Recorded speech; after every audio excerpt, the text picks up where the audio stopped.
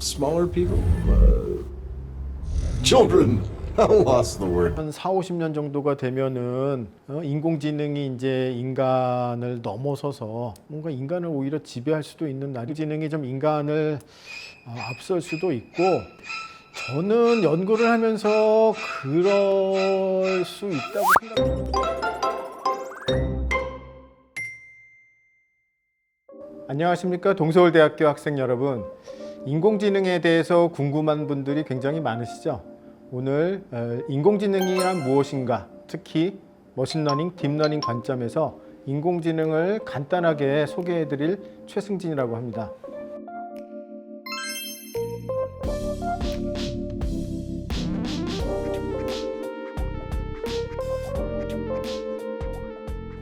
(2016년) 봄이었던 걸로 기억이 됩니다. 딥마인드의 알파고와 이세돌 기사의 세기의 그 바둑 대결 이후에 국내에도 인공지능에 대한 관심이 굉장히 많아졌습니다. 그래서 기업 또 정부 그리고 일반 대중들까지도 이제 인공지능에 대한 관심이 많아져서 인공지능이 좀 무엇인가 간단하게 좀 우리가 배울 수 없을까 하는 그 요구들은 상당히 많아진 걸로 생각이 됩니다. 인공지능, 머신러닝, 딥러닝이 어떤 것들인지 조금 간략하게 소개를 해드릴 예정이고요. 자, 그럼 먼저 우리가 하여튼 용어부터 좀 간략하게 생각을 해보겠습니다. 그럼 인공지능, 머신러닝, 딥러닝 이런 것들이 다 똑같은 거를 지칭하는 건지 아니면 그것들이 어떻게 다르고 어떤 관계에 있는지부터 한번 간략하게 보겠습니다. 결론부터 말씀을 드리면은 인공지능이라는 용어가 사실 머신러닝이나 딥러닝을 포함하는 가장 커다란 그 개념이라고 생각을 하시면 됩니다. 그래서 가장 커다란 원의 인공지능이 있고요.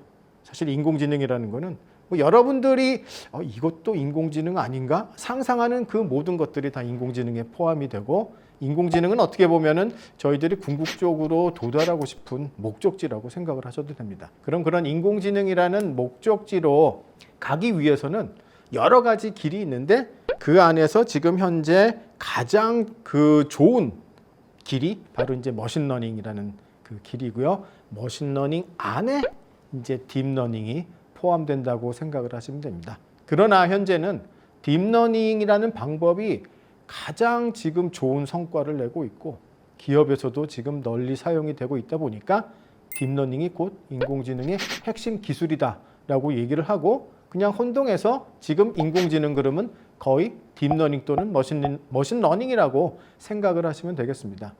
언제부터 그거를 딥러닝이라고 부르기 시작했느냐는 거죠. 사실 딥하다는 거는 깊다라는 뜻이죠. 그럼 이렇게 생각을 해보시면 됩니다. 그냥 예전에 머신러닝은 어쩐 단층 집이라고 생각을 하십시오. 단층 집이라서 데이터가 현관을 통해서 들어오면은 바로 답이 나가는 그러한 모델이라고 생각을 하시면 되고요. 딥러닝은 고층 아파트라고 생각을 하십시오. 그래서 1층 현관에서 데이터가 들어오면은 그 데이터가 처리가 돼서 2층으로 올라가고 다시 2층에서 데이터를 처리해서 3층으로 올라가고 계속 층층이 처리가 돼서 맨 꼭대기층 옥상에서 정답이 나오는 구조를 갖고 있다고 생각하시면, 그러면은 딥하다는 것이 아마도 이해가 되실 수 있을 겁니다. 우리가 특히 이제 머신러닝이나 딥러닝을 얘기할 때 크게 한 3가지 정도의 방법을 얘기합니다. 첫 번째가 supervised learning, 즉 누군가가 지도를 해서 학습을 하는 것. 두 번째가 unsupervised learning, 아무도 지도를 하지 않는 상태에서 혼자서 학습을 하는 것. 그리고 세 번째가 reinforcement learning, 강화 학습이라고 하는 거예요. 이 3가지의 개념에 대해서 먼저 간략하게 말씀을 드리고자 합니다. 사실 이 개념은 인간이 어떻게 배우는가 그것만을 우리가 좀 생각을 해보면은 이 3가지가 자연스럽게 나오는데요. 먼저 첫 번째 supervised learning, 이런 것들은 이제 어떤 아주 전문가 또는 학교에 가서 선생님한테 배우는 것들, 그러한 방식을 뜻합니다. 즉 모든 데이터들이 잘 레이블링이 돼 있고요. 즉 정답이 레이블링이 돼 있고 정답이 있는 데이터로부터 그 상관관계를 갖다가 학습을 함으로써 이제 어떤 새로운 문제에 대해서도 대답을 할 수 있는 능력을 갖게 해주는 거죠. 예를 들어서 여러분들이 예전에 중고등학교 때 학교에서 수학 선생님이 뭐 수학 문제를 갖다가 한 50문제 정도를 풀어준다고 생각을 해보겠습니다. 자, 그러면 이제 모든 학생들이 똑같은 50문제에 대해서 어떻게 푸는지에 대한 설명을 들었죠. 그리고 이제 시험을 봅니다. 시험에는 항상 새로운 문제가 나오죠. 그 새로운 문제를 얼마나 잘 풀 수 있느냐가 사실 그 전에 배웠던 50문제를 바탕으로 그거를 잘 일반화시켜서 새로운 문제를 갖다가 풀 수 있게 해주는 능력을 갖게 해주는 것이 바로 어떤 그 머신러닝에서 슈퍼바이즈 러닝의 가장 핵심이라고 생각을 하시면 되겠습니다. 자, 이제 두 번째 언슈퍼바이즈 러닝. 아무도 가르쳐 주지 않습니다. 그냥 혼자서 어떤 그 데이터들의 의미를 갖다가 파악을 해나가는 과정입니다. 사실은 인간에게는 대부분의 학습이 언슈퍼바이즈 러닝이라고 생각을 하시면 되겠습니다. 왜냐 그러면 우리가 그냥 가만히 눈을 뜨고 있으면 수많은 장면들이 이제 눈에 보이고요. 그 장면들을 갖다가 자기 스스로 이해를 하는 능력이 이제 생기게 되는데 이제 이러한 것들이 언슈퍼바이즈 러닝. 조금 더 전문적으로는 뭐 저희들이 어떤 데이터의 의미를 갖다가 뭐 인코딩 해나가는 뭐 그런 학습이라고 얘기를 하지만은 하여튼 혼자서 배우는 unsupervised learning. 자, 마지막 세 번째 reinforcement learning, 강화학습이라고 제가 말씀을 드렸죠. 사실 강화학습은 제일 좋은 예가 뭐 여러분들이 게임을 하면서 실력이 느는 거를 갖다가 한번 생각해 보시면 됩니다. 예를 들어 요새는 다 뭐 휴대폰으로 게임을 많이 하죠. 새로운 게임이 나왔습니다. 자, 그럼 처음에 이제 자기가 시도를 해보죠. 시도를 해보고 처음에는 뭐 금방 잘 안 되거나 스코어가 낮거나 이러죠.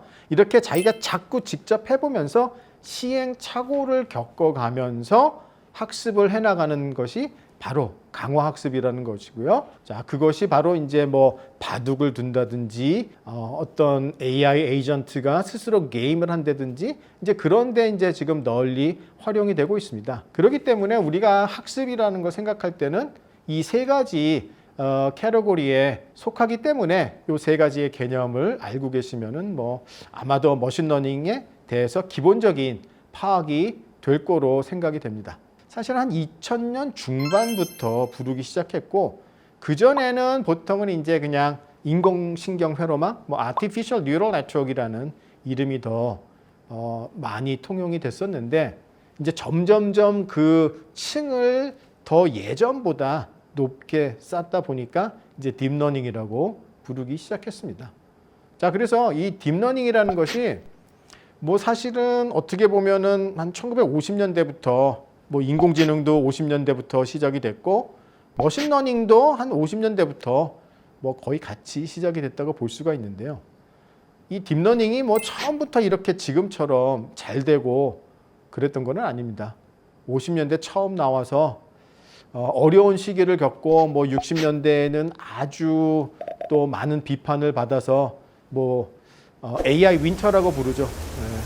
인공지능의 AI의 겨울도 왔었고 그러던 것이 다시 한 80년대 중반에 좀 부활을 해서 한 90년 중반까지 Artificial Neural Network이라는 이름으로 굉장히 한 10년간 연구가 많이 됐었고요. 90년 중반부터 또 한 10년은 또 다른 방법이 이 신경회로망을 밀어내고 또 굉장히 널리 활용이 됐습니다.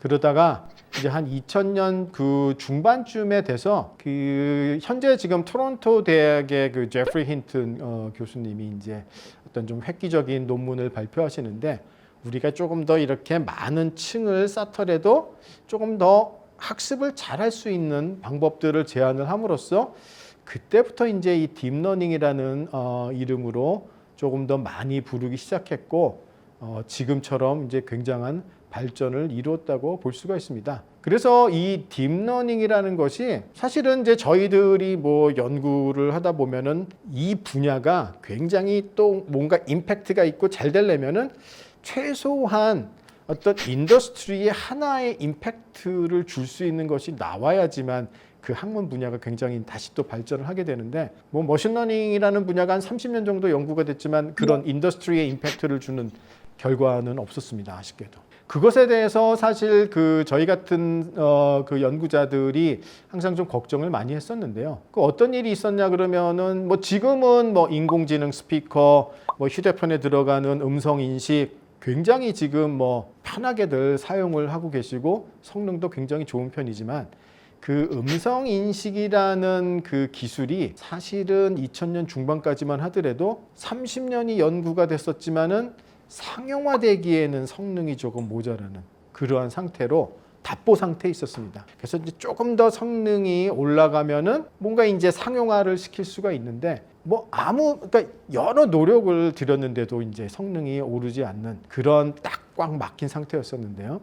그때 이제 그 토론토 대학의 그 제프리 힌튼 교수님의 이제 대학원생들이 아마 2000년 말로 기억이 되는데 이제 그때 구글의 음성 인식 팀에 이제 인턴으로 가서 이제 일을 하게 됩니다. 그래서 이제 인턴으로 있으면서 그 지금 토론토 대학에서 새롭게 연구하고 있는 딥러닝 기술이 있는데 그거를 한번 음성 데이터에 적용을 해서 음성 데이터로부터 뭔가 좀 딥러닝을 이용해서 특징을 추출하고 그거를 활용을 해서 우리가 음성 인식을 해보면 어떻겠느냐는 제안을 하고 바로 이제 한번 실험을 해봅니다. 그래서 딥러닝 기술을 한번 적용을 해보니까 음성 인식의 성능이 30년 동안 그 꽉 막혀 있던 그 성능이 순식간에 상용화에 가깝게 되는 그런 성능이 이제 나오게 됐습니다. 그래서 구글에서 이제 바로 이 딥러닝이라는 기술이 음성 인식에 굉장히 효과적이구나. 그래서 그 이후에 이제 빠른 속도로 그 인공지능 스피커들이 이제 바로 출시가 되고 많은 사람들이 이제 이 음성 인식은 사실은 뭐 별 부담 없이 쓰고 있죠. 그래서 어떻게 보면은 음성 인식이 이 딥러닝의 가장 첫 번째 성공적인 사례라고 보시면 되고 이러한 것들은 뭐 한 2009년, 2000년 말부터라고 생각을 하시면 되겠습니다. 자, 그럼 음성 인식이 성공을 거두다 보니까 바로 이제 어떤 뭐 영상, 이미지를 하시는 분들이 음성이 잘 되면 뭐 이미지 인식, 뭐 예를 들어 뭐 많이들 들어보신 뭐 강아지, 고양이 사진을 뭐 얼마나 잘 구별하느냐. 이런 우리가 이미지 인식에도 적용을 하면은 굉장히 성공을 거둘 수 있지 않겠느냐. 그래서 이제 그런 쪽으로 이제 눈을 돌리기 시작을 했죠. 그래서 이제 이 이미지 쪽, 컴퓨터 비전 쪽에서는 어떠한 일이 있느냐 그러면은 뭐 이미지넷 챌린지라고 해서 1000개의 캐러고리가 있습니다. 그래서 이제 1000개의 다른 그 캐러고리가 있고 각각 캐러고리 안에는 이제 같은 뭐 강아지면 강아지 종류 사진들이 굉장히 많이 있겠죠. 자, 그래서 이제 누구의 방법이 얼마만큼 자동으로 잘 1000개의 캐러고리를 인식하는지를 이제 이 경쟁하는 그러한 그 챌린지가 있는데 이게 이제 한 뭐 2010년 뭐 이럴 때까지만 하더라도 전통적인 컴퓨터 비전 방법들의 성능이 어느 정도였었느냐 그러면은 대략 한 70% 정도의 뭐 애큐러시를 가지고 이제 구분을 하기 시작했습니다. 한 뭐 11년도도 한 75% 정도. 이제 이러던 것이 그 2012년에 이제 다시 그 딥러닝 즉 이제 뭐 Deep Convolutional Neural Network이라는 모델이 다시 또 사용이 되기 시작했는데요. 그런 그 알렉스 넷이라고 부르는 그 CNN이 2012년도에 적용이 됐는데 혼자서 한 85% 정도의 성능을 보였습니다. 그러다 보니까 컴퓨터 비전하는 사람들이 쟤는 뭐길래 도대체 우리가 이때까지 했던 기술로는 한 75%가 최고였었는데 혼자서 85%를 성능을 낸다는 거는 그 당시에 굉장한 충격이었죠. 이제 그러다 보니까 사람들의 관심이 전부 다 그 컨볼루션 뉴럴 네트워크라는 쪽으로 몰리기 시작했고 그러던 것이 한 2015년도가 되니까 성능이 한 95%에서 6%. 그래서 한 2014년도부터는 그런 문제에 있어서는 그 어느 누구도 전통적인 방법을 사용을 안 하고요. 딥러닝에 올인을 하기 시작합니다. 그래서 뭐 2015년도에 한 95%, 6%가 되다 보니까 뭐 거의 휴먼 레벨 퍼포먼스에 도달을 하고 이제 그 정도의 문제는 뭐 충분히 AI가 사람만큼 할 수 있기 때문에 이제 그거보다 더 어려운 문제로 다시 이제 옮겨가기 시작을 했습니다. 자, 그래서 음성 인식, 그다음에 이제 영상 인식 이러다 보니까 이제 그 다음에는 자연 언어 처리하는 사람들이 그럼 우리도 또 한번 이런 기술을 적용을 하면 잘 되지 않겠느냐. 그래서 한 2014년도부터 이제 그 딥러닝 기술이 적용되기 시작했는데 지금 자동 언어 번역기들을 또 많이 사용을 하고 계시죠. 그래서 이제 이게 한 2014년도부터 그 자동 언어 번역 시스템에 딥러닝 기술이 적용되기 시작했습니다. 그래서 한국어가 입력으로 들어오면 영어가 출력으로 나가는 그런 이제 자동 언어 번역기의 딥러닝 기술이 또한 굉장히 성공적으로 사용이 됐고, 이런 세 가지가 이제 일단 초창기 딥러닝의 성공적인 사례고요. 자, 그래서 이제 인공지능 딥러닝이라는 기술이 이미 한 2000년 말부터 대략 한 2010년이라고 치면은 지금 어떻게 되죠? 뭐 한 10년이 넘었죠. 이미 지금 굉장히 인기가 있었던.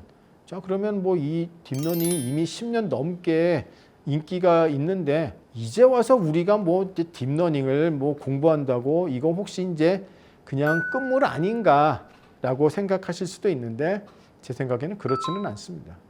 이 딥러닝은 굉장히 수많은 분야들을 돋보이게 해주는 그런 기술이기 때문에 아직도 적용을 해야 되는 무궁무진한 응용 분야들이 산재해 있습니다. 이래서 지금부터라도 딥러닝을 공부하는 것은 늦지는 않았다.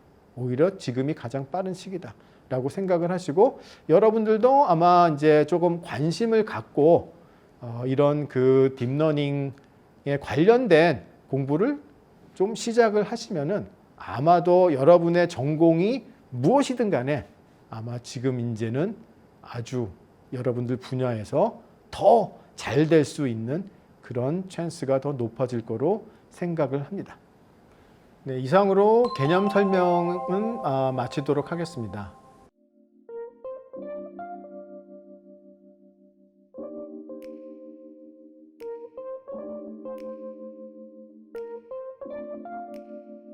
간략하게 이제 말씀을 드리면은, 일단 이제 제가 그 개념 설명을 할 때 그 머신러닝, 딥러닝의 이제 세 가지의 그 성공 사례로서 음성 인식, 그리고 영상 인식, 자동 언어 번역, 이 세 가지를 이제 말씀을 드렸죠.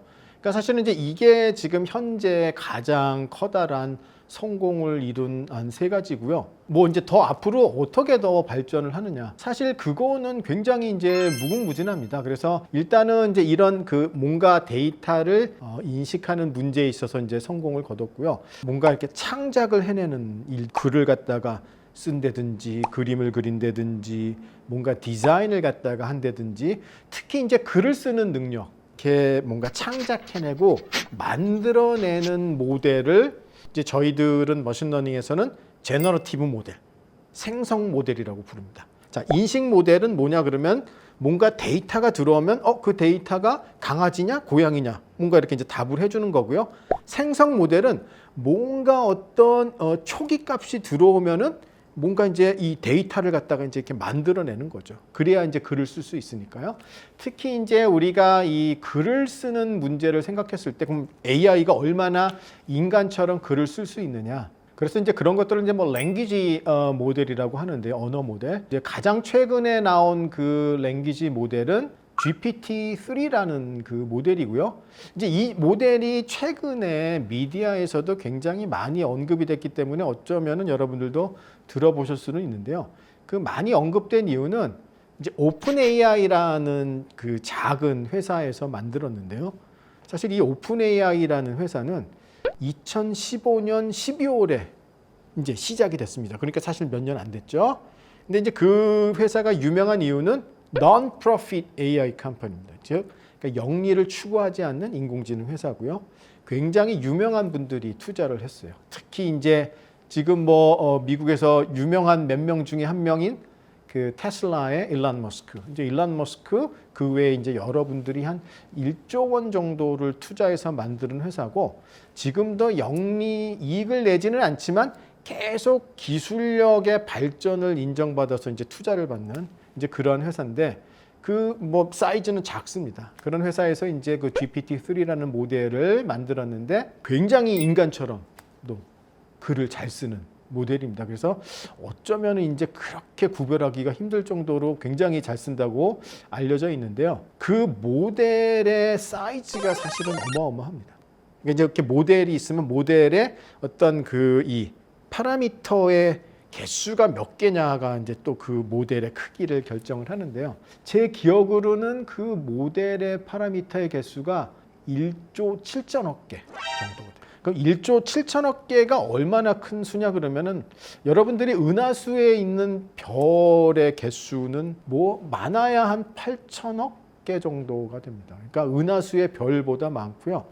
이 사람의 두뇌에 있는 그 신경세포 개수도 굉장히 많다고 알려져 있는데 사람의 두뇌에 있는 신경세포의 개수는 제 기억에 대략 한 860억 개 정도. 이미 사람의 그 두뇌에 있는 신경세포의 개수를 넘고 은하수에 있는 별의 개수를 넘는 정도의 사이즈의 모델을 만들었는데 그 모델을 트레이닝 하는데 학습시키는데 들어간 비용이 대략 한 300억 원 정도라고 알려져 있고요.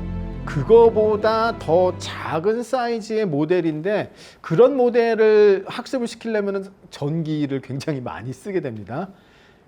요새는 또 뭐 탄소 배출량도 이슈가 되고 있죠.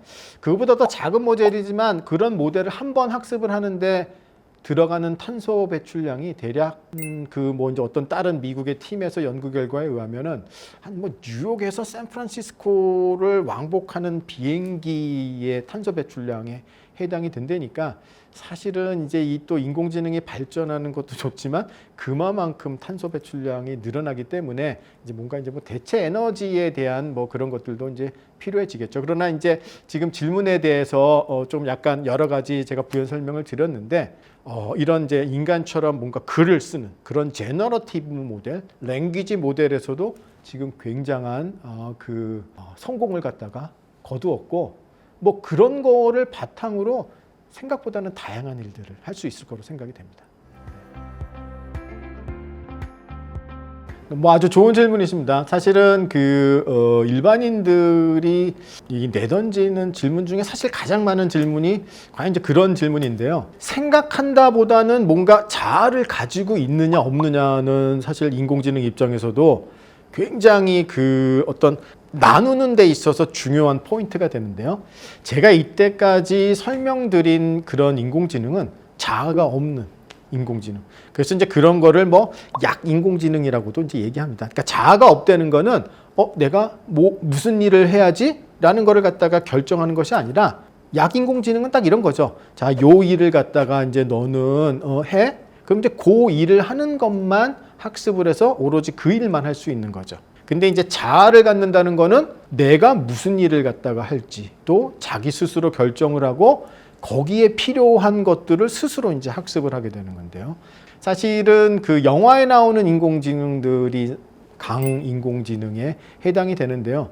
아직 그러한 연구는 조금은 아직은 약간은 좀 거리가 있는 편이지만 뭐 언젠가는 이제 그렇게 될 수는 있겠죠. 그러나 이제 그런 자아를 갖게 된다는 거는 아직은 좀 현실적으로는 어렵지만 지금 저희들이 하고 있는 연구들이 그런 가능성은 뭐 어느 정도 약간은 있습니다. 그래서 이 인공지능을 얘기할 때 저희들이 뭔가 여러 가지 일을 할 수 있는 능력 이런 것들이 이제 자아를 갖게 되는 어떤 전 단계라고 볼 수가 있거든요. 지금은 인공지능이 딱 한 가지 일만 할 수 있게끔 만들어져 있는데 이제 여러 가지 일을 할 수 있는 능력, 그런 능력을 갖는 머신러닝에 대한 연구는 이미 지금 저 개인적으로도 하고 있고 굉장히 빠른 속도로 진행은 되고 있습니다. 그러나 아직 강인공지능으로 가기에는 아직은 이제 어느 정도 거리가 있는 단계다라고 말씀을 드릴 수 있겠습니다. 네. 결국에는 대중들이나 보시는 AI 관심 있으신 분들이 궁금한 거는 결국 인공지능은 인간을 뛰어넘을 수 있을까에 대한 주제에 대해서 또 얘기가 나오는데요. 저희가 그 부분에 대해서는 그 관련된 영화를 3편을 준비를 했고 함께 보시고 저희가 질문을 좀 드리겠습니다. 네. 네. 첫 번째 영화는 어벤져스 에이지 오브 울트론이라는 영화고요. 어벤져스 에이지 오브 울트론은 인간의 의식을 가지게 된 로봇 울트론의 대결을 그린 영화이고요. 이 영화는 비전은 선으로 대비되어 인공지능 생명체가 사람에게 도움이 될 수도 있고 해악이 될 수도 있음을 보여준 영화입니다. 울트론과 비전의 탄생 장면을 한번 보여드리겠습니다. They dread. Men of peace create engines of war. Invaders create Avengers. people create Smaller people? children. I lost the word there. Children. Designed to supplant them, to help them end. Is that why you've come? 네, 뭐 그것도 굉장히 어려운 질문이라고 생각합니다. 예, 지금 이렇게 이제 사람하고 자연스럽게 대화를 갖다가 할 수 있는 거는 상당히 어려운 기술입니다. 뭐 지금도 뭐 랭귀지 모델이 지금 많이 발전을 했고 뭐 인공지능 스피커가 조금 대화는 한다고 치지만 음성을 인식은 하지만 대화는 아직 굉장히 어려운 거고요. 이 대화를 자연스럽게 하는 거는 굉장히 어려운 기술로 알려져 있어서 아직도 이제 가야 될 길은 많지만 일단 뭐 대화가 어느 정도 된다. 라고 했을 때 과연 그러면은 인공지능이 뭔가 어떤 성격, 긍정적일 수도 있고 조금 더 비관적일 수도 있고 아니면 뭐 유머를 쓴다든지 학습을 시킬 때 어떤 데이터를 사용을 했는지에 따라서 달라질 수 있을 거로 현재는 생각이 됩니다. 이제 그런 것들이 지금 아직까지도 뭔가 인공지능이라는 거는 뭐 그런 걸 만들기 위해서 학습을 시키기 위해서 이제 저희들이 많은 데이터를 모아서 그 데이터를 활용을 해서 학습을 하는 거고 그럼 그 인공지능 입장에서는 오로지 자기가 봤던 데이터로부터 뭔가를 갖다가 얻어내는 거기 때문에 어떤 종류의 데이터를 가지고 학습을 시켰느냐에 따라서 성격들이 달라질 수가 있고요. 저도 오래전에 그런 뭐 인공지능이 과연 뭔가 성격을 가지고 수 있을까 이제 그런 거에 대한 관심도 있어서 연구를 조금 한 적은 있지만은 이제 지금 현재로서 말씀을 드리면은 아무래도 이제 데이터에 가장 영향을 많이 받을 테고 유머를 쓰는 척을 그러니까 뭔가 데이터에 그런 이제 유머들이 많이 포함되어 있으면은 마치 유머를 쓰는 것처럼 흉내를 낼 수 있는 거지 실제 이제 인공지능이 그런 이제 어떤 휴머를 갖다가 갖는 거는 아니죠. 근데 이제 거기에 관련해서 한 가지만 더 제가 말씀을 드리고 싶은 거는 인공지능이 못하는 것이 무엇이냐 사람에 비해서 뭐 어느 정도 생각을 하고 뭐 인식하고 이런 것들은 지금 다 하는데 한 가지 굉장히 현재도 차이가 나는 거는 과연 상상을 할 수 있느냐. 그러니까 상상을 한다는 거는 없는 데서 뭔가 새로운 걸 갖다가 생각해내는 건데요.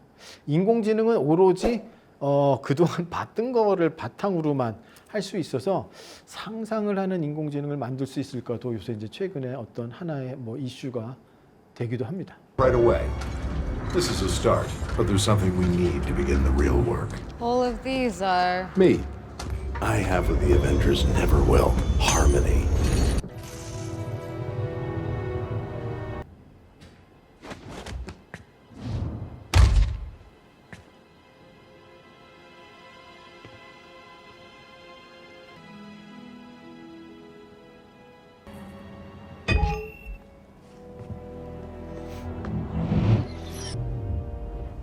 I'm sorry. That was odd. Thank you.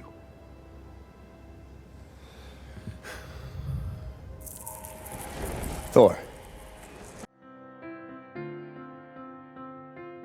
저는 연구를 하면서 그럴 수 있다고 생각한 적은 사실은 없습니다. 그러나 이제 또 그 반대편에서는 이제 야 이거 뭐 한 2040~50년 정도가 되면은 인공지능이 이제 인간을 넘어서서 뭔가 인간을 오히려 지배할 수도 있는 날이 오는 게 아니냐라는 이제 의견을 주시는 분도 많고 저희 같이 연구를 하는 입장에서는 그런 날이 그게 가능할까라는 이제 또 생각을 해서 사실은 뭐 저도 그거에 대해서는 이제 확실하게 모르겠습니다. 그러나 이제 뭐 이런 영화에서도 보면은 그냥 이제 사람이 이렇게 질문을 해서 그거에 대한 답을 하는 것도 지금 굉장히 어렵거든요. 뭐 그냥 뭐 음악 좀 찾아줘 이런 것들 정도만 가능하지 다양한 상황에서 막 질문을 하면은 답을 하고 이 대화가 이어가는 것조차도 아직 잘 안 되고 있고요. 질문을 하면 답을 하는 게 아니라 이제 자기가 주도적으로 이제 또 그냥 그 상황에서 이제 새로운 질문을 하고 의견을 묻고 하는 거죠. 그거는 또 더 어려운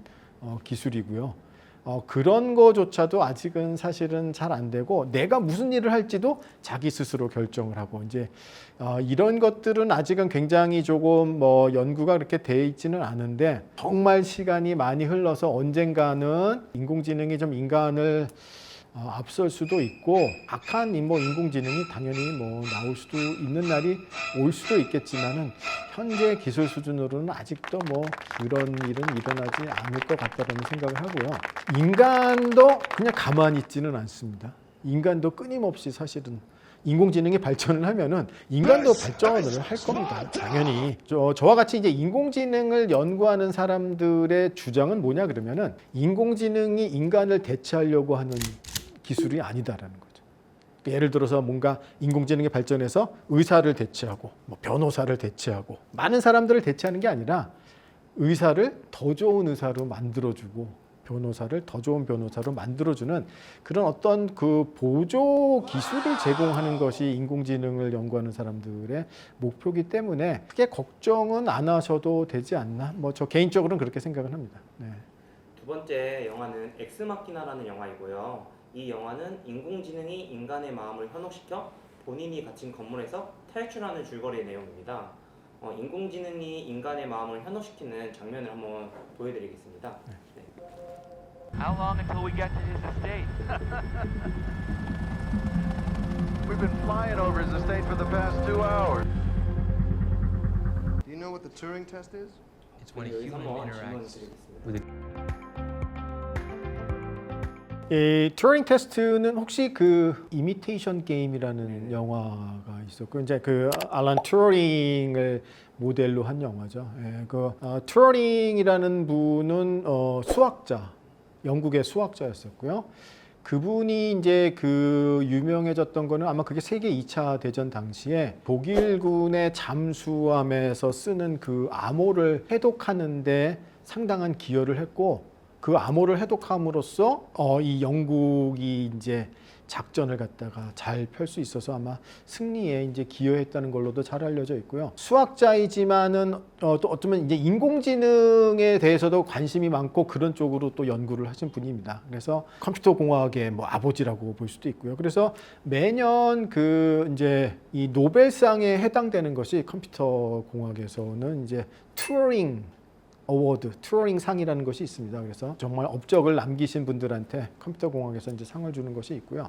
그런 이제 그 튜링이라는 분이 이제 인공지능을 생각하면서 그러면은 과연 우리가 뭔가 기계가 지능을 갖게끔 만들었는데 얘가 인공지능을, 지능을 뭐 가지고 있는지 없는지를 어떻게 이제 우리가 판단을 할 수 있겠느냐. 그래서 이제 생각해낸 것이 이제 튜링 테스트죠. 그래서 이제 예를 들어서 어떤 하나의 기계가 있고 뭐 한쪽은 뭐 인간입니다. 이제 많은 사람들이 테스트에 참여를 하는데 이제 이 사람하고도 대화를 하고 이 기계랑도 예를 들어 대화를 했을 때 이제 이 참여한 사람들이 과연 내가 지금 대화를 한 상대가 기계인지 사람인지를 갖다가 이제 판단을 하는 거죠. 근데 이제 기계랑도 대화를 했지만 사람이라고 많은 사람들이 느끼게 되면은 얘가 이제 지능을 가질 수 있는 걸로 생각을 하죠. 그래서 이제 그런 것들을 이제 튜링 테스트라고 부르고 있습니다. 예. with a computer, the test is passed. What does the past tell us?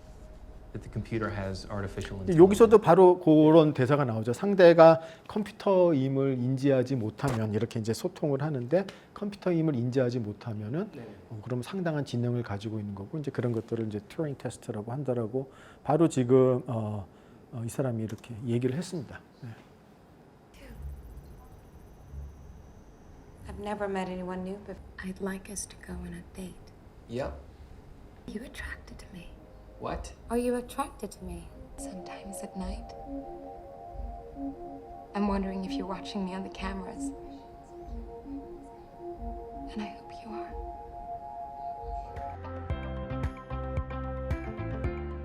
그래서 뭐 영화를 보면은 충분히 가능할 것처럼 저도 생각이 되는데 이제 과연 인공지능이 뭔가 감정을 가질 수 있느냐의 문제인데 뭐 지금도 이렇게 뭐 몇 가지 감정을 뭐 표현을 뭐 한다든지 이제 그런 로봇들은 있는데 이제 그런 것들이 사실은 다 이렇게 감정을 가진 것처럼 흉내를 내는 거지 사실 진짜 감정을 갖는다라고는 볼 수가 없습니다. 그래서 그것도 분명히 인간과 인공지능의 어떤 좀 구별되는 상황이고 로봇을 조금 뭐 몇 가지 감정을 갖는 것처럼 흉내를 낼 수는 있지만 진짜 감정을 가질 수 있게 하는 거는 아직도 뭐 그거는 거리가 있다라고 볼 수 있습니다. 뭐 그런 것들까지도 뭐 가능해지면은 뭐 충분히 인간과 로봇이 사랑에 빠질 수도 있겠는데요. 아직 현실적으로는 조금은 거리가 있는 것 같습니다. 예. 마지막으로는 트랜센던스라는 영화가 있습니다. 이 영화는 인간이 죽어가는 도중에 슈퍼컴퓨터에 본인의 자아를 투여시켜 영월적인 존재가 돼가면서 엄청난 속도로 나노 기술까지 발전시키는 영화인데요. 영화 속 내용을 한번 보시겠습니다. 네. Paul has been blind since birth. The nanotechnology targets the damaged cells and repairs and regenerates them.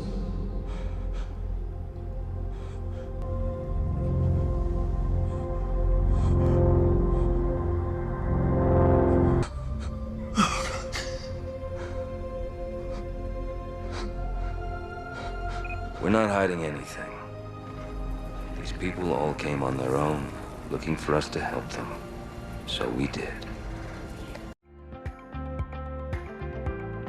좀 이 영화를 보면서 들은 생각이 이제 마지막 장면에 나오는데 이제 이렇게 애초부터 앞을 못 보는 사람을 이제 이런 기술을 통해서 이제 앞을 볼 수 있게 해주는 이제 이런 것들이 현재 어떤 기술이냐 그러면은 이제 브레인 머신 인터페이스라는 기술입니다. 예를 들어서 이렇게 좀 정말 뭔가 시각에 장애가 있는 분들이 뭐 약간의 컴퓨터가 지금 보고 있는 것들이 어떤 신호인지를 갖다가 좀 컴퓨터가 해석을 해서 그거를 브레인에 전달을 해줌으로써 어느 정도 어렴풋이 볼 수 있게 해주는 기술들은 이미 지금 어느 정도 나와 있습니다. 그래서 어떤 인간의 두뇌하고 컴퓨터를 연결을 함으로써 지금 현재 뭐 무슨 생각을 하고 있는지를 또 컴퓨터가 알아낼 수도 있고 또는 컴퓨터가 어떤 컨트롤 시그널을 보내서 브레인이 어떤 역할을 하게끔 할 수도 있고 하는 기술들이 아직은 좀 초보적인 단계지만은 그런 브레인 머신 인터페이스 기술이 정말로 더 많이 발전을 하면은 어떤 특정한 사람의 뇌를 기계로 클로닝을 해서 이제 그 기계 안에서 뭐 어떤 센서를 통해서 보는 것이 마치 계속 자기가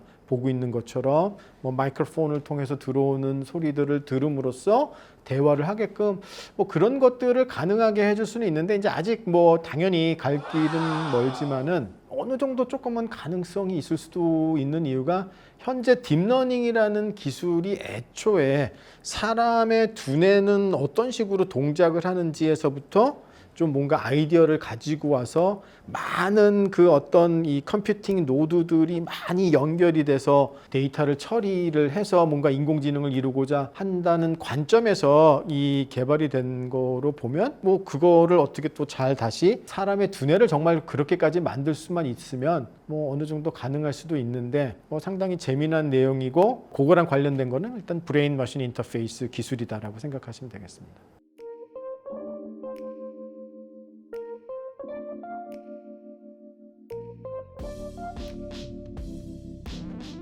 아까 우리가 영화를 보면서 하나 튜어링 테스트에 대해서 질문을 해주셨고 이제 그래서 제가 튜어링 상이라고 매년 또 컴퓨터 공학자들한테 이제 주는 상이 있다고 했었죠.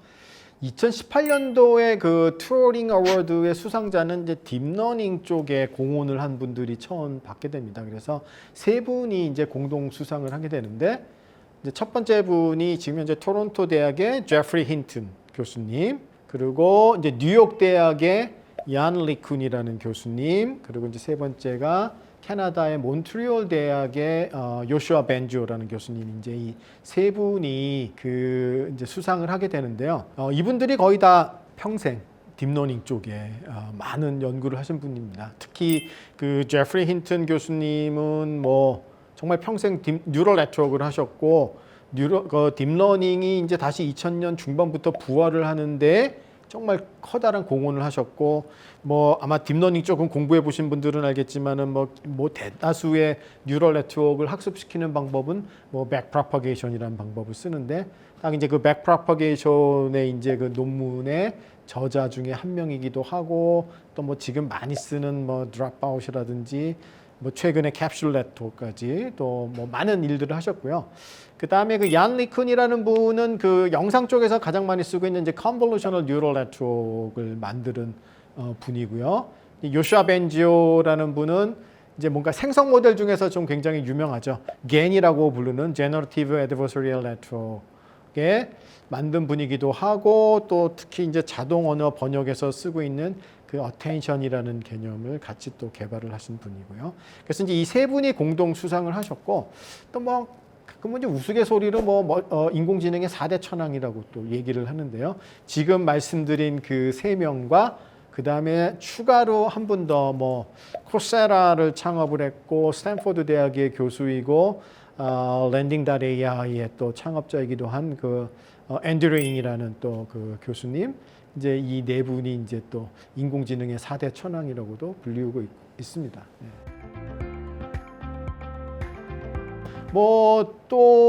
그러다가 최근 들어서는 건축 이런 데서도 이제 쓰는 예가 나왔는데요.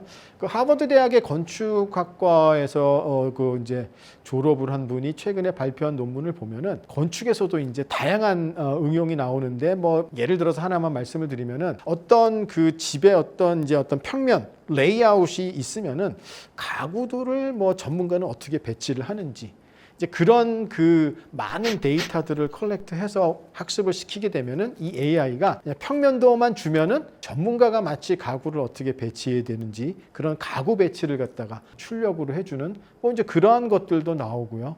하여튼 다양한 굉장히 재미난 그 분야에서 활용이 될 수 있고요.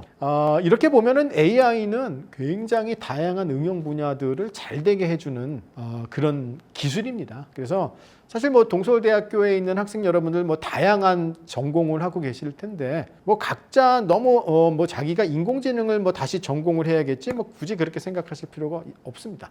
자기가 무슨 전공을 하던 그 분야에서 AI를 어떻게 내가 잘 도입을 해서 내가 하고 있는 일을 더 잘하게끔 만들 수 있는지를 잘 생각을 하시면은 충분히 좋은 일들을 많이 하실 수 있을 것 같고요. 그러려면은 아주 최소의 인공지능에 대한 공부는 당연히 필요하겠죠. 그런 공부 없이 그냥 AI를 활용할 수는 없습니다. 그래서 조금은 그 기본적인 그 공부는 하셔야 되고 이런 것들은 전 세계적으로도 추세입니다. 이미 몇 년 전에 그 MIT 대학의 총장님이 우리는 AI 바이링구얼의 교육을 하겠다. 즉 우리가 예전에 고등학교 때까지 제2 외국어 이런 거 공부했었잖아요. 그래서 한국어는 모국어니까 당연히 하고 대부분 이제 영어를 제2 외국어로 많이 그냥 왠지는 모르지만 영어를 공부했었죠. 그런 것처럼 AI 바이링구얼이라는 의미는 여러분이 무슨 전공을 하든지 여러분의 전공 그리고 이제 영어에 해당되는 것이 이제 AI라고 생각을 하시면 됩니다. 그래서 무슨 전공을 하든지 AI의 기본적인 것들은 공부를 함으로써 전공과 AI를 잘 접목할 수 있는 이제 그런 인력들을 갖다가 배출을 해야 되는 시대가 됐고 그런 관점에서 이제 여러분들이 조금 더 공부를 하셔야 되는데 그렇다면 아마 질문으로는 나오진 않았지만 그럼 AI는 어떻게 공부를 시작하면 될까요? 라고 물어보신다면은 크게 이제 두 가지로 나눠질 수 있습니다. AI를 하려면 뭔가 AI 관련된 이론들을 이해하기 위해서 좀 기본적인 수학을 공부를 해야 되고요. 당연히 AI를 잘 임플리멘트하기 위해서 프로그래밍을 할 수 있는 능력이 또 갖춰져야 됩니다. 그래서 이론과 프로그래밍 두 가지를 조금씩은 공부를 하셔야 되는데 먼저 프로그래밍이 조금 더 어쩌면 쉬운 쪽일 수도 있습니다. 그래서 일단 요새는 파이썬이라는 그 랭귀지를 가장 많이 쓰고 있고 많은 이 소프트웨어들이 다 파이썬 기반이기 때문에 파이썬이라는 그 랭귀지를 조금 이제 공부를 하시는 것이 AI를 공부하는 어떤 하나의 첫 단추가 될 수 있고요. 조금 이론을 더 이해하기 위해서 수학이 여러 가지가 있는데 선형대 수학이라든지 확률과 통계, 최적화, 미적분 조금 이런 것들을 또 조금 공부를 조금 하시면은 많은 도움이 됩니다. 요새는 워낙 유튜브에도 많은 그 강의들이 있으니까요. 아마 여러분들이 잘 찾아서 공부를 하시면 될 것 같습니다. 네, 당연히 대한민국이 인공지능도 후발주자죠. 네, 이미 굉장히 많은 돈이 들어가고 있고 뭐 미국이나 유럽은 이미 앞서가고 있고요.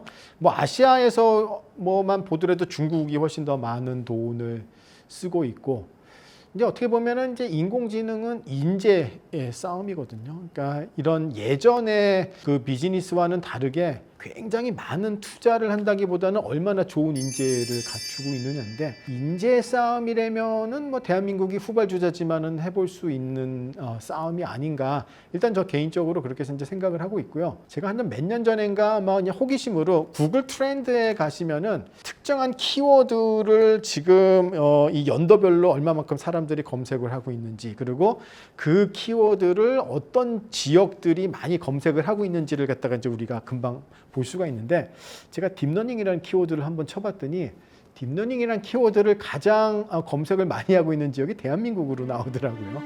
그러니까 그만큼 지난 몇 년 사이는 지금 이 대한민국이 딥러닝에 대한 관심이 그 어느 나라보다도 높고 빠른 속도로 발전을 하고 있다고 볼 수가 있습니다. 그래서 이제 굉장히 많은 뭐 스타트업들도 나오고, 뭐 당연히 대기업들은 인공지능에 이제 많은 투자를 하고 있습니다. 그리고 굉장히 또 그 열심히 일을 하고 공부를 하는 많은 그 청소년들이 대한민국에 있기 때문에 아마 인공지능의 앞날은 대한민국에서는 상당히 밝은 게 아닌가라고 생각은 합니다. 그러나 이제 제가 하나만 개인적으로 조금 말씀을 드리고 싶은 거는, 많은 관심이 있고 빠른 속도로 대한민국에서도 발전하고 있는데, 한 가지 아쉬운 거는 이렇습니다. 대한민국은 좀 너무 트렌드를 쫓아가는 경향이 있다는 거예요. 물론 많은 사람들은 트렌드를 쫓아가서 거기에 필요한 기술들을 계속 팔로우하고 만들어야 되지만, 그래도 소수는 트렌드랑 상관없이 뭔가 기초적인 것들을 꾸준히 연구를 해야 되는데, 이 미국이나 유럽, 뭐 아시아에서는 일본 이런 선진국들과는 조금은 아직은 그런 부분들이 미흡합니다. 그래서 트렌드를 쫓아가는 것들도 대다수가 해야 되는 일이지만, 그렇지 않은 것들을 좀 꾸준히 연구할 수 있는 청소년들도 많이 나온다면은 대한민국의 앞날이 더욱더 밝지 않을까, 그렇게 생각합니다. 뭐 아마 그 제가 동서울대학교를 방문한 적은 없는데, 아마 다양한 전공들을 공부를 하시면서 어떤 인공지능에 대한 관심은 뭐 마찬가지로 많을 거로 생각을 합니다. 뭐 지금 내가 어떻게 하면은 조금 더 인공지능을 쉽게 잘할 수 있을까? 뭐 이 세상에 사실 쉽게 잘할 수 있는 거는 아무것도 없습니다. 당연히 노력이 들어가야 되겠죠. 그런데 이 인공지능이 꼭 이론만을 전문적으로 잘해야지만 잘할 수 있는 학문은 아닙니다. 물론 이론을 잘해서 아주 핵심적인 알고리즘들을 만들어내는 그런 소수도 있지만, 사실은 인공지능을 툴박스로 활용을 해서 많은 일들을 하는 영역이 사실 더 많거든요. 그래서 조금만 기본적인 공부를 해서 뭐 다양한 분야에서 활용을 갖다가 할 수 있는 능력은 아마도 뭐 동서울대학교 학생 여러분들도 굉장히 의욕도 있고 잘할 수 있을 거로 생각이 됩니다. 그래서 조금은 더 공부를 해서 이 인공지능을 툴박스로 잘 활용을 함으로써 여러분들이 하고 계시는 그 분야에서 더욱더 성장을 했으면 좋겠습니다. 오늘 한 뭐 50분에서 1시간가량 인공지능이 무엇인지 그 제 강의를 듣느라고 동서울대학교 학생 여러분들 수고 많으셨습니다. 뭐 제 강의가 뭐 얼마나 재밌었는지는 모르겠지만, 아마 여러분들이 인공지능에 대한 또 호기심을 조금 더 키우는데 도움이 됐다면은 저도 좋겠습니다. 네, 수고하셨습니다.